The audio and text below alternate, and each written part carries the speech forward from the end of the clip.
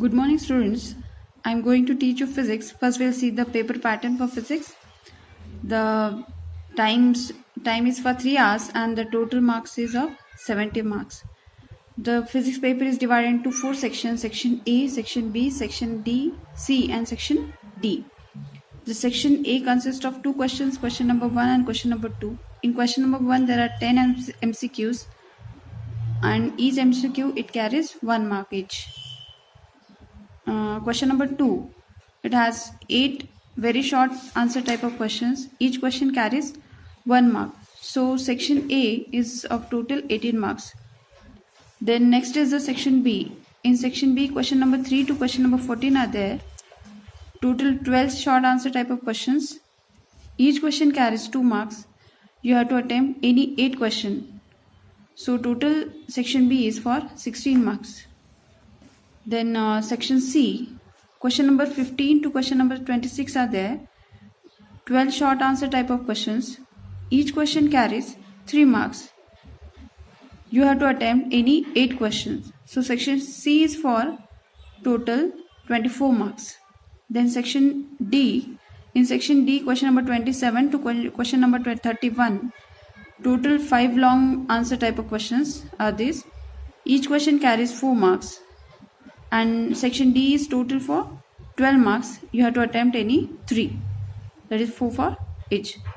So section A, B, C and D, as we combine the total of this all sections, that is section A 18, B 16, C 24 and section D 12. So it is of 70 marks. In physics, the calc is not allowed. You can use the log table that will be provided, and for the numericals in physics. We'll start the chapter oscillation.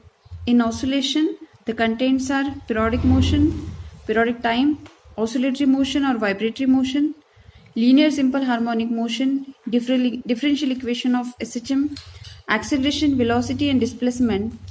In SHM, expression of displacement, velocity and acceleration at time t, extreme values of displacement, velocity and acceleration, amplitude, period and frequency of SHM, phase in SHM, graphical representation of SHM. This is about the SHM, and other articles we'll see as we proceed.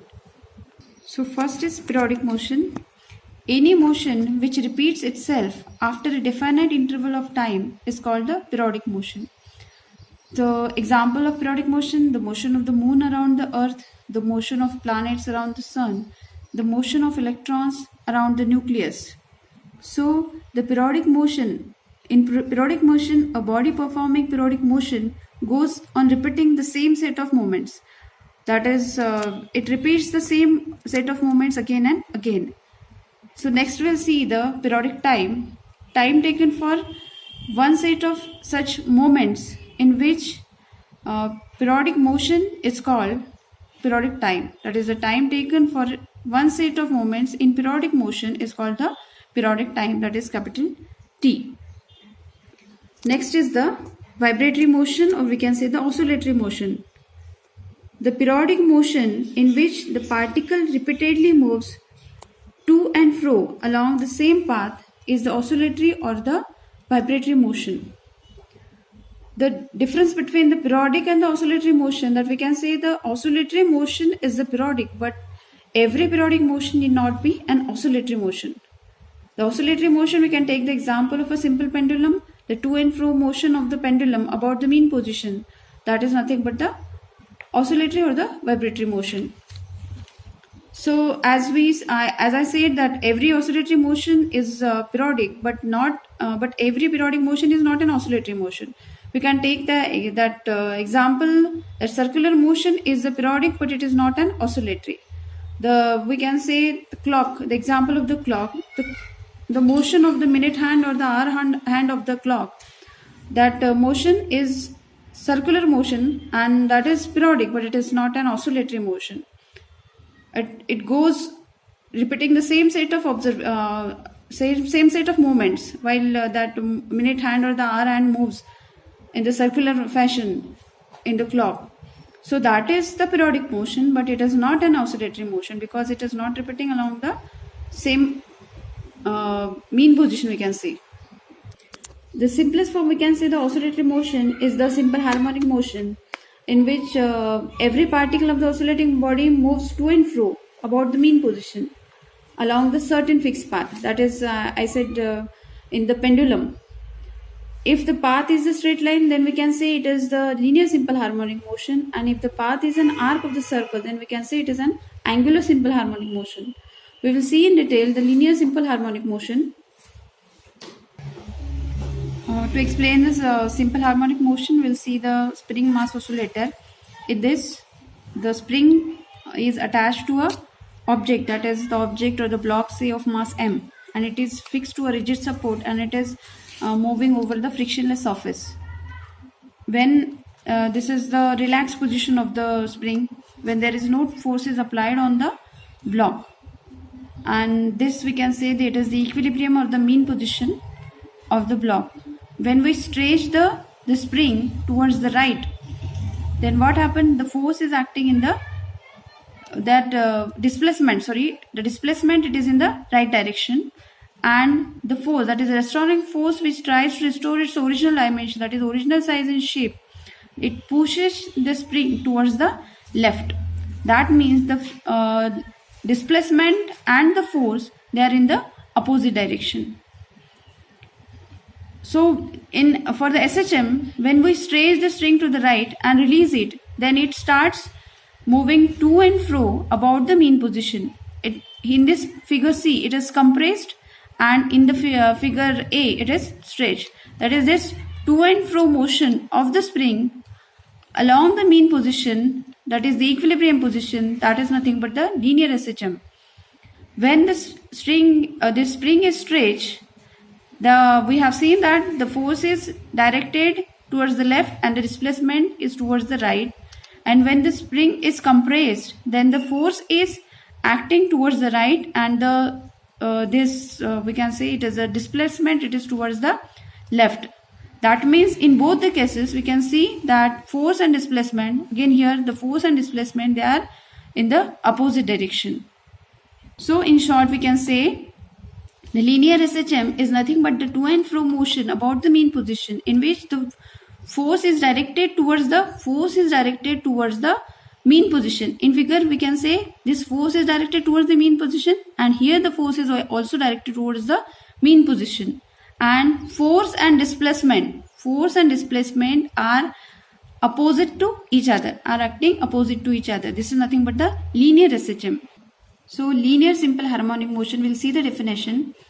Linear SHM is defined as the linear periodic motion of the body in which the force or the acceleration is always directed towards the mean position, and its magnitude is proportional to the displacement from the mean position.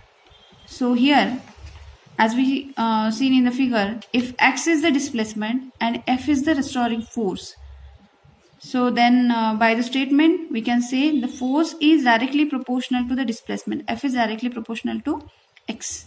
So F is equal to, we'll take some constant into x, that constant is nothing but the k. That constant is the force constant. So equation becomes F is equal to minus of k into x. Here this negative sign indicates the force and the displacement are oppositely directed. Now we'll see the acceleration in linear SHM. The acceleration is given by, take F is equal to ma by second law. So by equation 1 and this equation, we can write ma is equal to, F is equal to this minus of kx.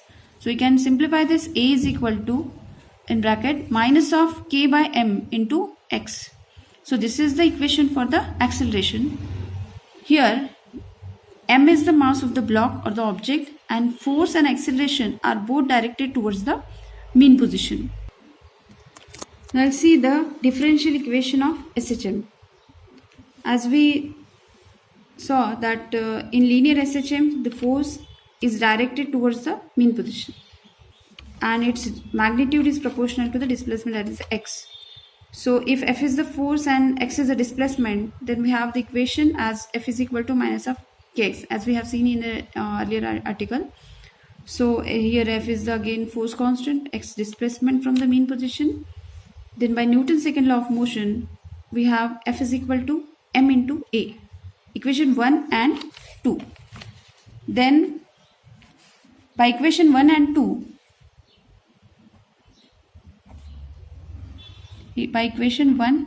2, we can write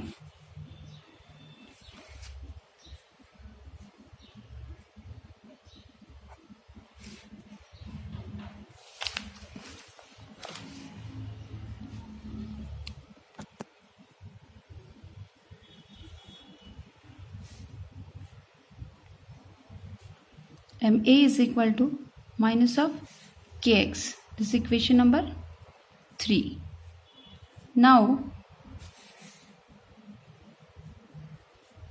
velocity of particle is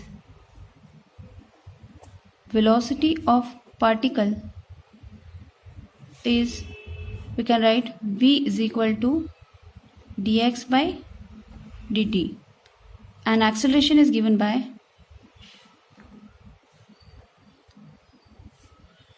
is a is equal to, it is general formula, it is dv upon, that is the rate of change of velocity with respect to time, that is dv by dt.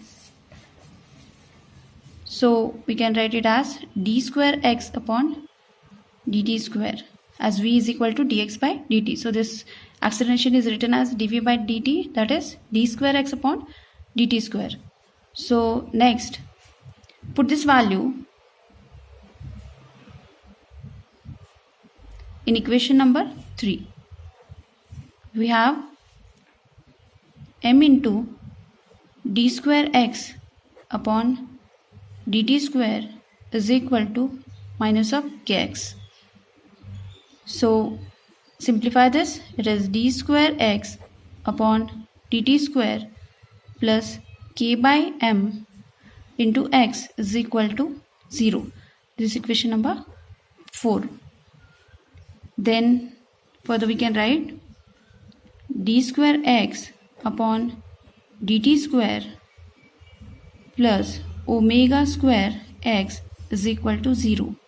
Here this omega square, it is nothing but the k by m, and that is nothing but the angular acceleration. Sorry, it is angular frequency.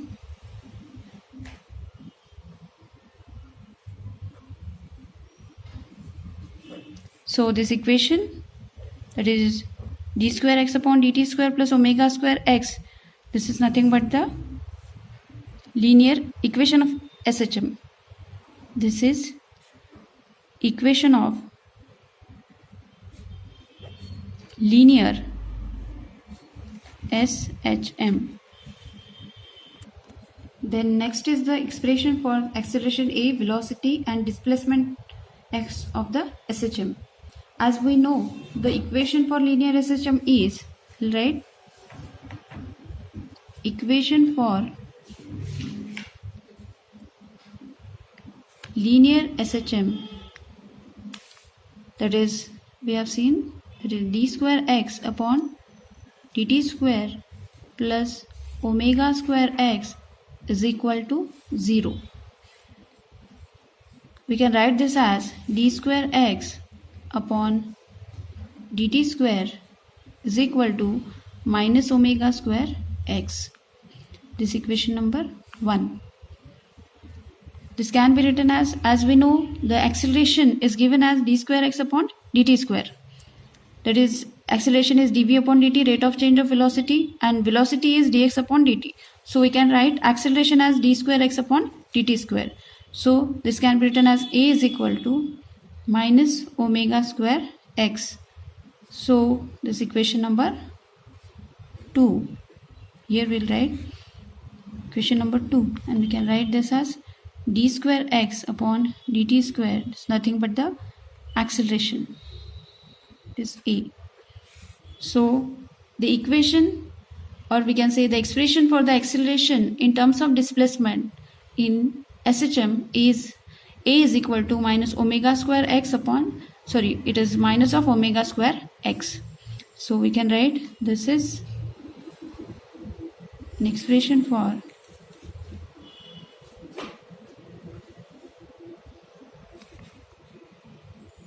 for acceleration in terms of